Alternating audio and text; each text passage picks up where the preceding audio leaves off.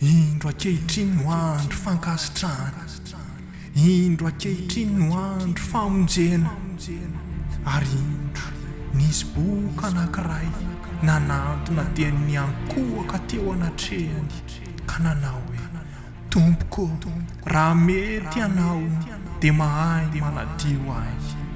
Ary Jesosy nanindritra ny tanany dia nanindry azy ka nanao: mety aho, mahadiova ianao.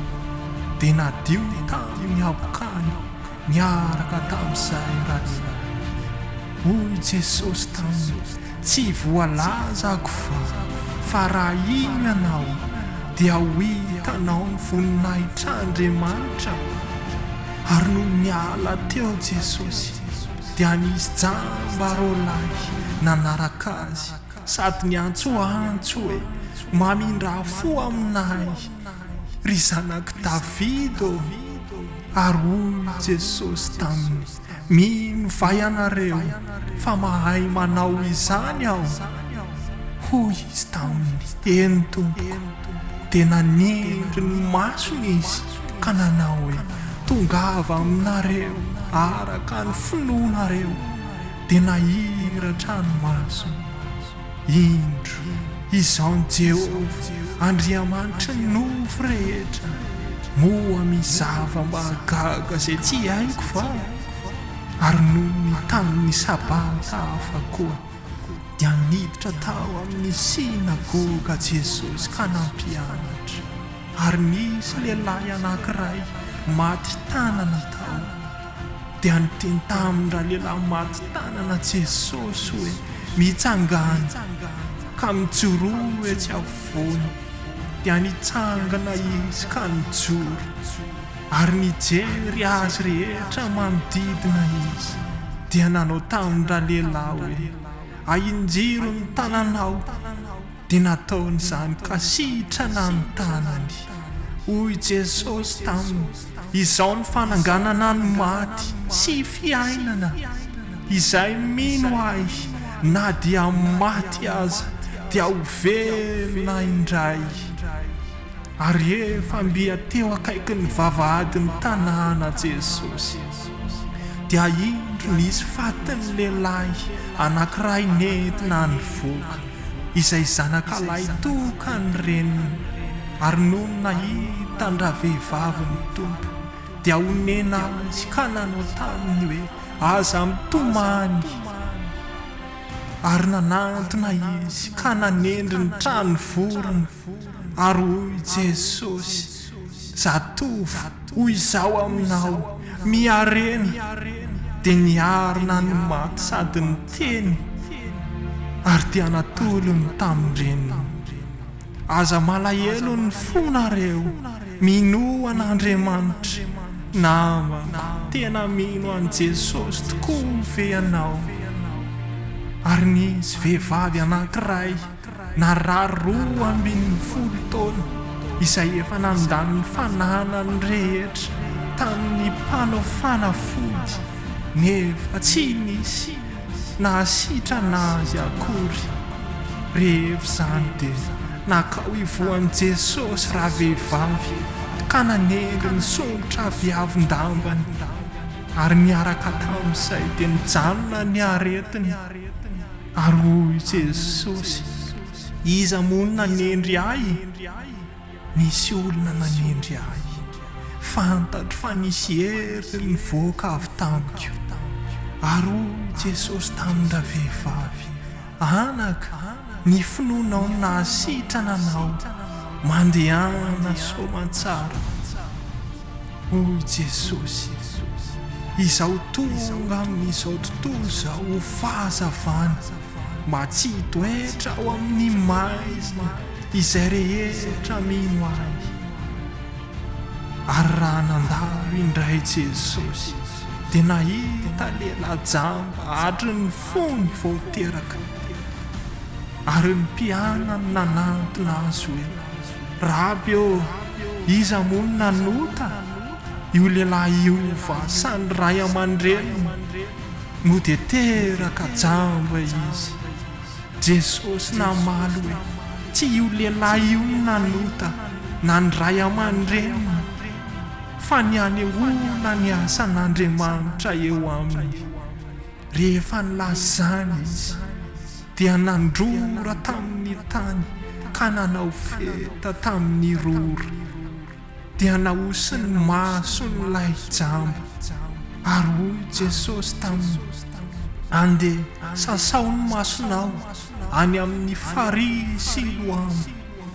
Dia lasa izy ka nanasa, dia niverina nahiratra. Ary na inona no angatainareo amin'ny fivavahana atao amin'ny finoana dia ho azonareo. Ary indro nisy olona mandrano anankiray teo anatrehany. Ary Jesosy namaly ka nanao tamin'ny mpahay lalàna sy ny fariseo hoe, mety ve ny mahasitrana amin'ny andro sabata sa tsia? Fa tsy miteny ireo. Ary Jesosy nanendry ilay marary dia nahasitrana azy ka nandefa azy andeha.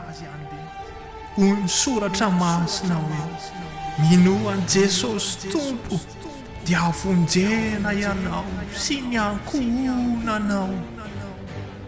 Ary indro nisy lehilahy anankiray teo amin'ny vahoaka nitaraina mafy hoe, mpampianatro, masina ianao, mamindra fo amin'ny zanako, fa zanako lahatokana izy. Ary indro misy fanahy mahazo azy ka miantsoantso tampoka izy. Ary ny fanahy mampifanintsintina ny tenany sy mampandovory azy. Ary sarotra ny fialany aminy ka mahatorotorovana azy.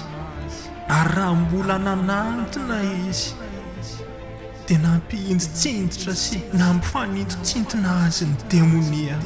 Ary Jesosy niteny mafy tamin'ny fanahy maloto ka nahasitrana azy, dia natolony tamin'indrainy indray izy. Hoy Jesosy taminy, tsy voalazako fa raha ino ianao dia ho hitanao ny voninahitran'Andriamanitra. Dia nesoro ny vato. Ary Jesosy nanandratra tranomasony ka nanao hoe, raha eo misaotra anao aho fa efa niaino ahy ianao. Raha izaho dia fantatro fa miaino ahy mandrakariva ianao. Fa noho ny vahoaka mitsangana manodidina no nilazako izany, mba hinony fa ianao naniraka ahy. Ary efa nanao izany teny izany izy dia niantso tamin'ny feo mahery hoe, ry Lazarosy mivoaha. Dia nivoaka ny maty, nisy fehipatin'ny tanany sy ny tongony, sady voafemo sarako ny tavany. Hoy Jesosy tamin'ny olona, vao izy ka velao andeha. Ary noho nitsangana niala tao amin'ny sinagoga Jesosy dia niditra trao an-tranon'ny Simona. Ary azony tazo mafy ny rafozam-bavon'ny Simona. Ary izy ireo nangataka tamin'ny hasitrana azy dia nitsangana teo akaikin'ny Jesosy ka noteneniny mafy ny tazo dia niala tamin'ny ravehivavy izany. Ary nitsangana niaraka tamin'izay izy ka nanompo azy ireo. Ary indro nisy nitondra lehilahy tamin'ny fandriana izay marary ny paralysisy ka nitaka izay ampidirany sy ametrahany azy eo anatrehany. Ary satria tsy nahita izay ampidirana azy izy ireo noho ny ampiatsahany vahoaka dia niakatra teo an-tampon-trano ka nanesorany tafo-tany manga.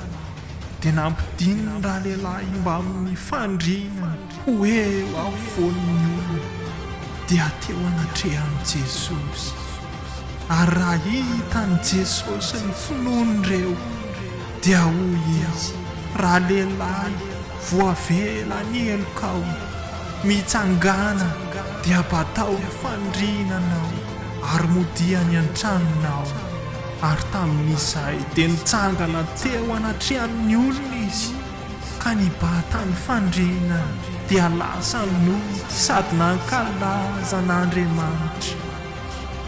Ny fivavaky ny finoana dia monjy ilay marary fa ny tompo anangana azy fa Jesosy nijery azy ka nanao hoe raha amin'ny olona dia zavatra tsy hainy izany fa tsy mba tahaka izany amin'Andriamanitra fa ny zavatra rehetra dia hain'Andriamanitra fa hoy Jesosy taminy hainao hoe ny zavatra rehetra dia hainy.